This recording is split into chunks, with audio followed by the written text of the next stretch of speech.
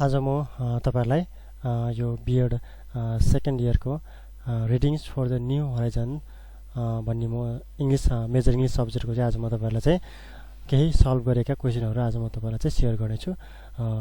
यो unit 5 globalisation and पोस्टमोडर्निज्म भन्ने unit रहेको छ। युनिट 5 मैले अघिल्लो भिडियोमा मैले तपाईहरुलाई चाहिँ यो व्हाट इज पोस्टमोडर्निज्म भन्ने लेसन 1 को चाहिँ मैले तपाईहरुलाई चाहिँ सल्भ गरेका केही सोधिने एक्जाममा सोधिने खालका इम्पोर्टेन्ट क्वेशनको म तपाईलाई चाहिँ शेयर गरे, क्वेशन आन्सर तपाईलाई शेयर गरे। अब म तपाईलाई चाहिँ लेसन 2 द पोस्टमोडर्न माइन्ड भन्ने लेसन 2 को चाहिँ आज म तपाईलाई चाहिँ केही इम्पोर्टेन्ट सल्भ गरेका क्वेशनहरु आज म तपाईलाई चाहिँ शेयर गर्नेछु। क्वेशन नम्बर ए मा रहेको छ what is postmodernism, discuss the basic characteristics of postmodernism. When listing the characteristics of postmodernism, it is important to remember that postmodernists do not place their philosophy in a defined box or category. Their beliefs and practices are personal rather than being identifiable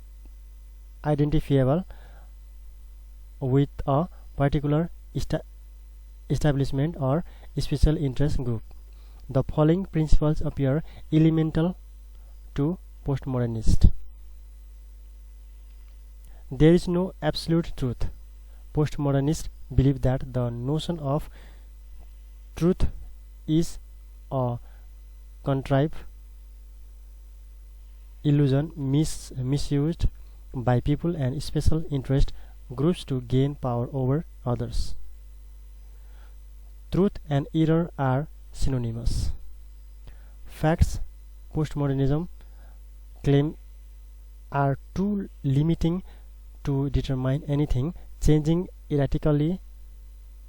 What is fact today can be false tomorrow. Self-conceptualization and rationalization, traditional logic and objectivity are spurned by postmodernists, preferring to rely on opinions rather than embrace facts. Postmodernists spurn and the scientific method. Traditional authority is false and corrupt.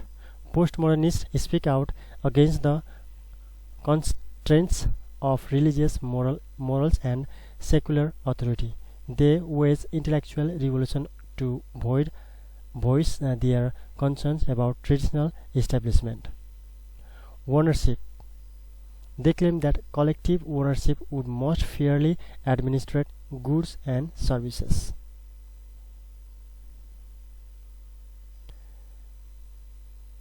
Disillusionment with modernism. Postmodernists rule the unfulfilled promises of science, technology, government, and religion. Morality is personal, believing ethics to be relative. Postmodernists subject morality to personal opinion. They define morality as each person's private code of ethics without the need of follow traditional values and rules. Globalization. Many postmodernists claim that national boundaries are a hindrance to human communication. Nationalism, they believe, causes wars. Therefore, postmodernists often propose internationalism and uniting separate countries. All religions are valid, valuing inclusive faiths.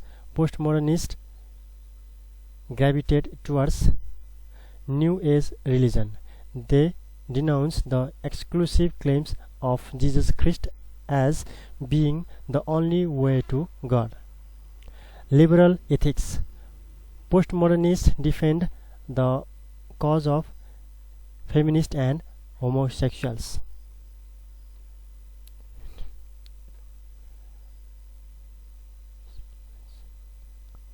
यो चाहिँ रहेको छ ए नम्बरको यो चाहिँ question answer. यहाँ चाहिँ what is पोस्टमोडर्निज्म र बेसिक क्यारेक्टरिस्टिक्स को चाहिँ यो रहेको छ। तपाईले यसलाई याद गर्न सक्नुहुन्छ। त्यसैगरी अर्को रहेको छ बी नम्बरमा compare and contrast between modernism and postmodernism. Turner claims that the postmodern mind is a complex mind. Therefore, postmodern thinking is the thinking of complexity. It is a complex thinking rejecting the modern thinking as the central monolithic truth or reality. As a rejection over modernism, postmodern mind believes on decentralization, undesirability, ambiguity, mystery and dilemma, multiplicity and plurality of the truth. Knowledge is the outcome of one's interpretation of the world. यहाँ तपाईहरु हेर्न सक्नुहुन्छ मोडर्निजम यता post मोडर्निजम राख्छ, रोमान्टिसिजम, symbolism भने यता पाटाफिजिक्स, ड्याडिजम यो रहेको छ, forms, conjunctive closed, purpose, design यो मोडर्निजमको, hierarchy, mastery, logos, art object, finished work, distance, synthesis, presence, centering, genre, boundary. त्यसैगरी यतापट्टि antiform, disjunctive, open, play, chance, anarchy, exhaustion, silence, process, performance, happening, participation, antithesis, absence, dispersal, text, intertext. त्यसैगरी अर्को यतापट्टि यिनीहरू रहेछ paradigm, hypotaxis, metaphor, origin, cause, God the Father, metaphysics, determinate, transcendence रहेको छ। अनि त्यसैगरी स्टाजम,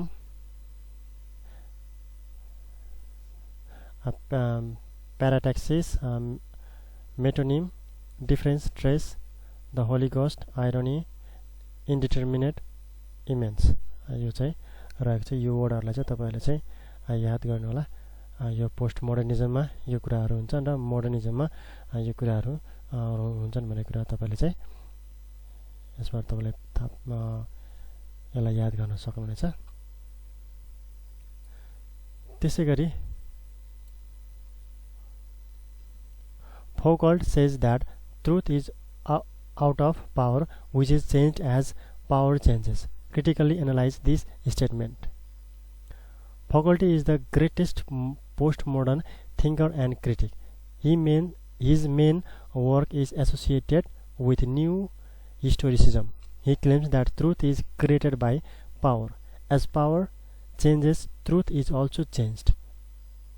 According to Foucault, power is a relationship that is applicable from house to society, nation to the world. In simple words, power is everywhere. It is not something that is acquired, seized, not something that holds on, rather it is exercised from innumerable points. It is like a network.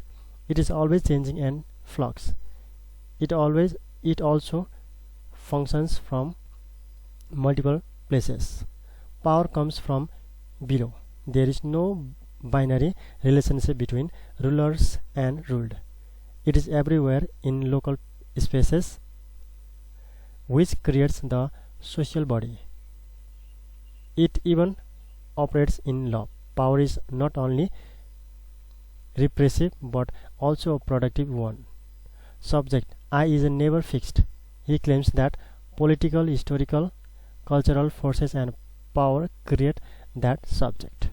यो चाहिँ C नम्बरको question answer राख्छ भने त्यसैगरी D नम्बरमा तपाईहरु हेर्न सक्नुहुन्छ discuss truth meaning and language in postmodernism. A truth, meaning and language in postmodernism are briefly discussed below. Truth, reality. There is no universal truth. rather multiple truths. Thus, postmodernism rejects the notion of single truth. Truth is a matter of illusion or interpretation. Mostly, truth is created by power. As the power changes, it is also changed. Moreover, truth is always dynamic and changeable. Meaning. Postmodernism emphasizes on meaning that is based on the indeterminacy and undecidable. No single meaning takes place, rather multiple meanings. Meaning might often create ambiguous. It is always flexible. The most important notion of postmodernism is that meaning is always uncertainly and subjective one. Language. The postmodern philosophers are critics claim that language does not always speak the truth. However, they agree on the fact that language is the primary vehicle of communication. Although language is used for communication, it is equally used to deceive people. Nevertheless, it is an obligatory part of human being to work and survive in the society. Some philosophers place language over the human beings and state that language speaks a man. यो चाहिँ question number D को answer रहेको छ। तपाईहरु यसलाई याद गर्न सक्नुहुन्छ। त्यसैगरी ई मा रहेको छ why has the writer called Nietzsche the prophet of postmodern mind? What was his archetypal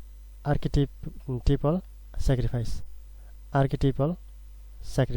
According to the writer, the central prophet of the postmodern mind was Nietzsche. He is called so because of his radical perspectives, his sovereign critical sensibility, and his powerful and poignantly ambivalent, having mixed uncertain anticipation of the emerging nihilism of belief that a notion nothing has any value. In Western culture, the intense intellectual ordeal, suffering, the extreme psychological isolation, and the ultimately paralyzing madness which suffered as the birth of the postmodern nations was archetypal, typical, having importance qualities, sacrifice. यो चाहिँ रहेको छ ई नम्बरको question answer. यो कतिपय वर्डहरुलाई चाहिँ मैले चाहिँ मिस स्पेल पनि गरेको हुन्छु, त्यसलाई चाहिँ तपाईहरुले चाहिँ यसलाई राम्ररी आफैले तपाईहरुले चाहिँ स्पेलिङ गरेर प्रोनाउन्स गर्नु होला। त्यसैगरी यहाँ रहेको छ एफ नम्बरमा distinguish between postmodern mind and modern mind. Distinction between postmodern mind and modern mind is mentioned as below. Postmodern mind, modern mind. Postmodern mind ma open-ended knowledge as partial, death of grand narrative, birth of local narrative, subjectivity of knowledge highlighted, no factual truth, meaning focus on localization, absence oriented, discontinuity, disconstruction, decentering, differences, meaning as indeterminate and undecidable. त्यसैगरी modern mind मा चाहिँ closed ended holistic knowledge, use of narrative or universality,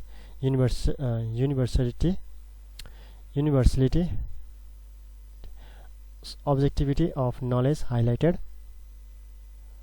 factual truth or meaning, focus on universalism, presence oriented, continuity, construction, centering similarities, meaning as determinate and decidable.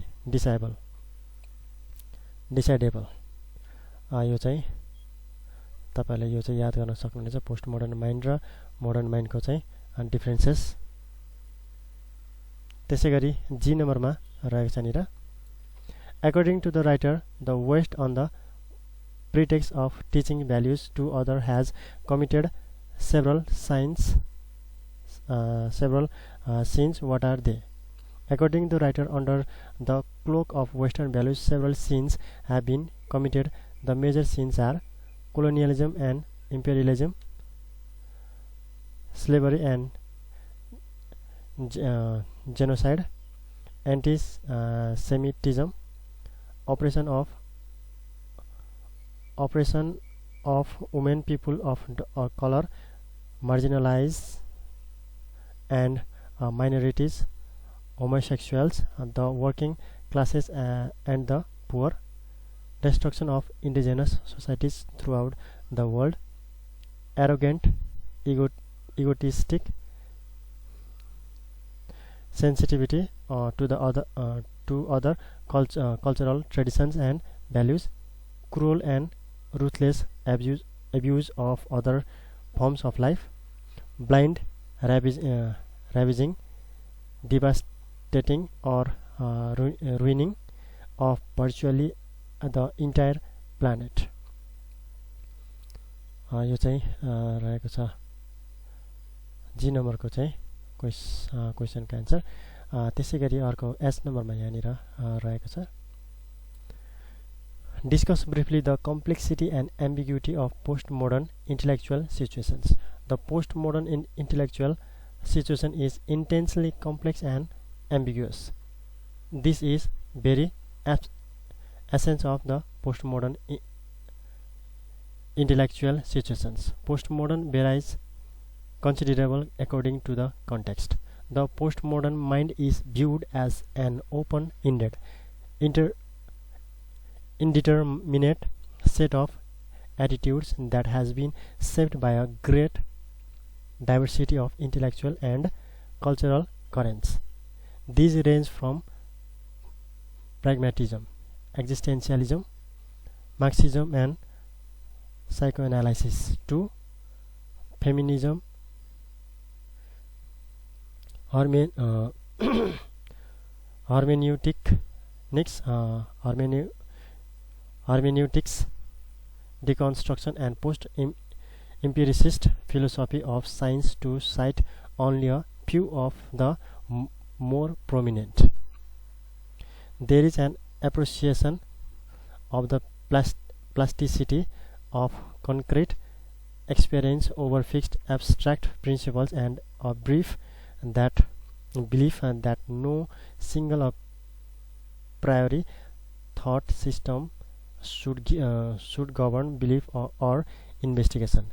It is recognized that human knowledge is subjectively determined by a multi-sided of factors. The value of all truths and assumptions must be continually subjected to direct testing. The critical source for truth is constrained to be tolerance of ambiguity and pluralism, and its result will necessarily be knowledge that is relative and fallible, prone to error rather than absolute or certain. यो चाहिँ अलि डिफिकल्टै लाग्यो मलाई चाहिँ यो चाहिँ pronounce गर्न पनि अलिकति गाह्रो पर्यो ठिकै छ तपाईहरु यसलाई चाहिँ अलि राम्ररी वन बाइ वन एक एकवटा वर्डहरुलाई तपाईले चाहिँ ख्याल गरेर तपाईले चाहिँ त्यसलाई चाहिँ प्रोनाउन्स गर्नु होला र त्यसको मिनिङहरु पनि तपाईले चाहिँ खोज्नु होला कति धेरै यहाँनिर धेरै कुराहरु चाहिँ वर्डहरु छन् जुन चाहिँ मिनिङहरु तपाईले चाहिँ जान्नै पर्ने हुन्छ त्यसको मिनिङहरु पनि तपाईले चाहिँ खोजेर चाहिँ पढ्नु होला त्यसलाई चाहिँ याद गर्नु होला त्यसैगरी हामी अर्को I नम्बरमा रहेको छौं What are the major criticism made by postmodern philosophers against the central Western philosophical tradition? Postmodern thought has been a many-sided critical attack on the central Western philosophical tradition from Platonism onward. Postmodern philosophers criticize the whole project of the tradition to grasp and declare a foundational reality as a futile exercise in linguistic game playing, a sustained but doomed effort to move beyond elaborate fictions of its own creation. Western philosophical tradition has been condemned as inherently alienating, separating, and oppressively hierarchical. It is an intellectually imperious, expecting people to obey you procedure that has produced an existential and cultural impoverishment.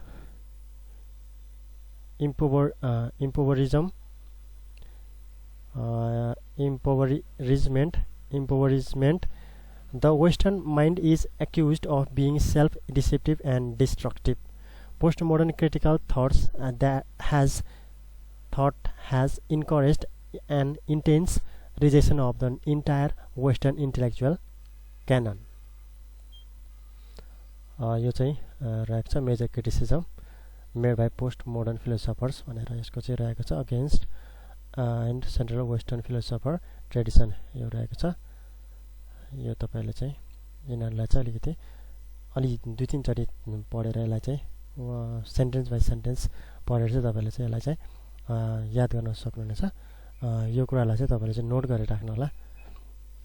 हरेक लाइनहरु हरेक सेन्टेन्सहरु यहाँ चाहिँ important छन्। यो हरेक सेन्टेन्सहरुलाई तपाईले चाहिँ ख्याल गरेर अलि ध्यान दिएर यसलाई चाहिँ तपाईले चाहिँ पढ्नु होला।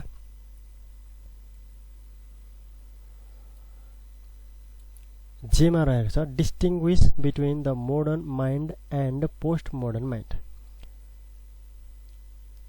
Descartes, Kant, Hegel and the idealists are the pioneers of modernism. Modernism is particularly associated with identity, unity, authority, principles, systematic thinking, and rationality. Postmodernism is based on the notions of plurality, fluidity, and contradiction. What lies at the core of postmodern mind is plurality of truth. Friedrich Nietzsche is called the father of postmodernism. Other great thinkers are Hegel, Lyotard, Foucault, Derrida, etc. According to them, there cannot be universal knowledge or ethics. Each knowledge is provisional knowledge for next knowledge. Nothing can be certain about the nature of the truth.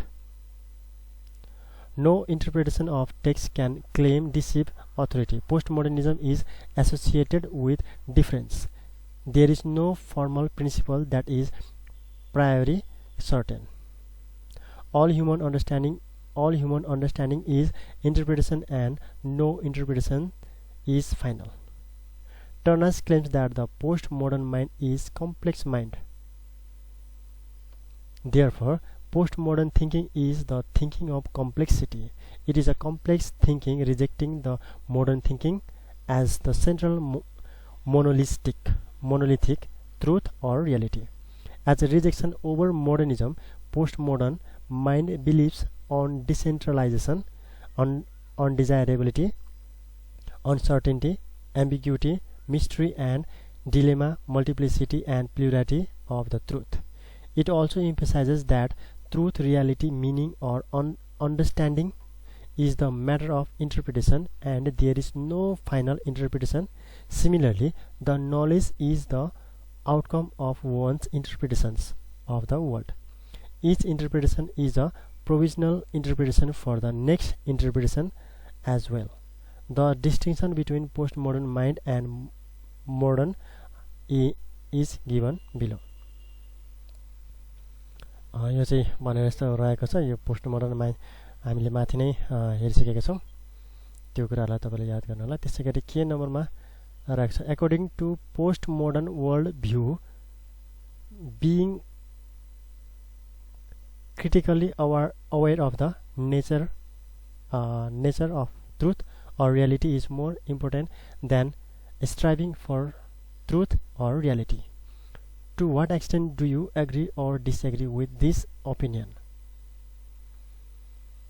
I do agree with this opinion. Actually, there is neither postmodern world view nor the possibility of one.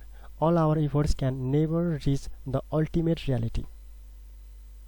No interpretation of text can claim decisive authority, because that which is being interpreted inevitably contains hidden contradiction that undermines its coherence. Hence, all meaning is only ultimately undividable, and there is no true meaning. No underlying primal reality can be said to provide the foundation of human attempt to represent truth. There is no real objective ground for the approve of any truth. The multiplicity of incommensurable, completely different, so that cannot be compared. Truth exposes and defeats the conventional assumption that the mind can progress ever forward to nearer group or reality. Nothing certain can be said about the nature of truth. त्यसै गरी यो रहेको छ यहाँनिर L नम्बरमा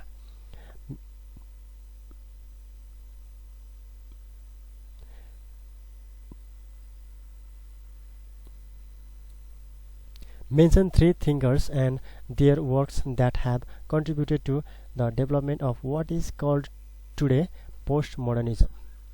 The major figures and their contributions on the postmodernism are briefly introduced and discussed below. Friedrich Nietzsche,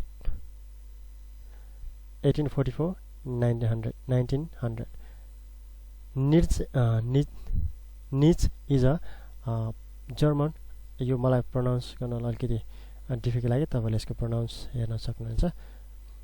German philosopher. He is also said to be a first deconstructionism or postmodernism figure. He claims the God is dead. He brings the concept of Superman.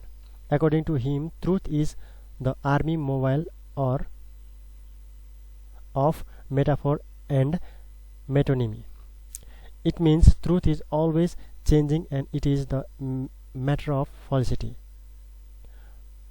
Moreover, language is main tool used to deceive other people. For him, material life should be celebrated, not denied. He sees all the ideals of Western bourgeois society, from aesthetic beauty to logical justice, as projections of power, a will to dominate by imposing, schematizing, identitarian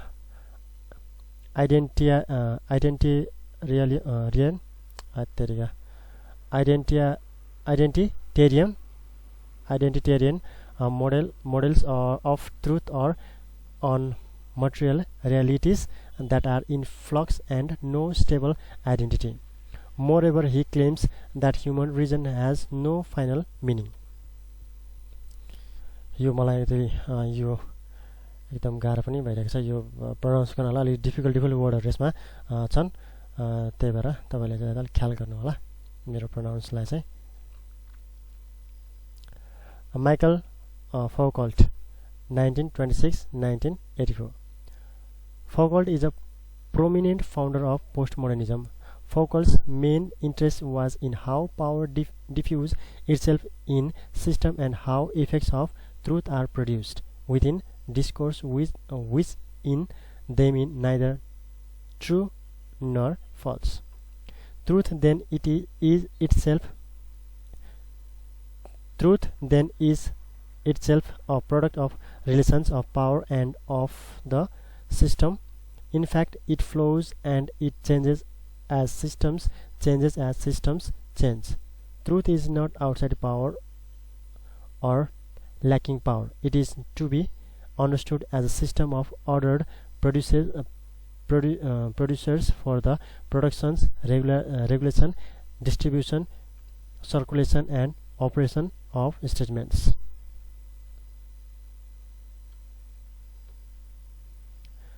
Jacques Derrida, 1930.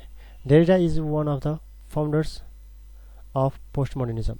No philosopher has recently had as a great influence on critical theory of as Jacques Derrida. Derrida is the most influential postmodern philosopher and critic. His major work is associated with deconstruction. Deconstruction is neither construction nor destruction. Derrida makes a criticism and departure from the notion of Western logo criticism that only seeks to center, excluding margin. He argues that centers does not exist. He breaks the notion of binary system. In addition, language is a play. Derrida also notes that Western rationalist philosophy assumes an opposition between the intelligible and the sensible, between ideas and material world, and between meaning and significance. For Derrida, meaning and truth are inseparable from signification. यो चाहिँ रहेको थियो L नम्बरको question answer. हुन्छ, धेरै नै समय भइसकेको छ। यो